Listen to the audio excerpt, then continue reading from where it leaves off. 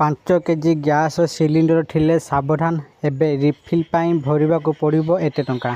छोट परिवार छात्र एवं अविवाहित लोक माने 5 किलोग्राम एलपीजी सिलिंडर बहुल मात्रा व्यवहार करती किंतु एबे तांको पॉकेट उपरे टिके भारी प्रभाव पड़िबाकू जाउची। तेल कंपनी मानकर नुआ नियम अनुसार ग्राहक मानकू एही सिलिंडर होम डिलीवरी पाई एबे अतिरिक्त शुल्क देबाक पड़िबो। आसंतु जानिबा नूतन नियम कौन। तेणु वीडियो को आरंभ करबा पूर्वर आपण समस्त को अनुरोध जो माने एपर्यंत आम चैनल को सब्सक्राइब करनाती आपण माने एबे ही आम चैनल को सब्सक्राइब करंतु आउ ए वीडियो को बहुत मात्रा लाइक शेयर और कमेंट करंतु। तेबे चलंतु देरी न करिकि आज वीडियो को आरंभ करबा। 5 किलोग्राम छोट एलपीजी सिलिंडर सेमानक पाई उपयोगी बोली विवेचना करा जाए जो माने कम परिमाण रे गैस आवश्यक करती। प्रवासी श्रमिक छात्र एवं छोट दुकानी मानक मध्य यार चाहिदा बहुत अधिक कारण यार ओजन मध्य कम होता है।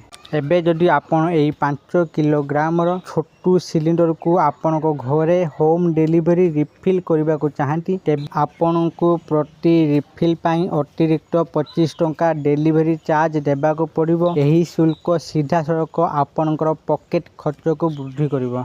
रिपोर्ट अनुसार छोट सिलिंडर होम डिलीवरी सहित जड़ित परिवहन एवं लॉजिस्टिक खर्च परिचालना करने पाई एही चार्ज बाध्यतामूलक करा जायछि। तैल कंपनी गुड़िक सेवा प्रदान को सुव्यवस्थित एवं उन्नत करने को लक्ष्य रखिछन्ति। जदि आपण एही अतिरिक्त 25 टंका होम डिलीवरी चार्ज रु बंचिबा को चाहती तेबे सबुठारु सहज उपाय होउछि आपणकर निकटस्थ गैस एजेंसी किंबा अधिकृत विक्रेता पॉइंट को जाई आपणकर छोटू सिलिंडर को पुनः पूरण करंतु। जदि आपण काउंटर रु सीधा सड़क सिलिंडर उठाइबे तेबे आपण को कौनसी अतिरिक्त डिलीवरी फी देबा को पड़िबो नाही। एही सिलिंडर लोकप्रियता ह्रास पाइबो नाही। एहार सबुठारु बड़ कारण हेउछि एथिपाई कौनसी व्यापक कागजपत्र किंबा स्थानीय ठिकाना प्रमाण आवश्यक नाही। आपण केवल आपणकर परिचय पत्र देखाई यह को तुरंत किनी पारे। आशा करछि आपण मानकू आज भिडियोटी निश्चित भाव में भल लगी आपण मैंने भिडियो देखिए सबकि बुझी जाइए एलपीजी एही नूतन नियम विषय। जदि आपण मानकू आज भिडियोटी भल लगी था दयाकोरी ये भिडियो को बहुत मात्रा लाइक शेयर और कमेंट करूँ।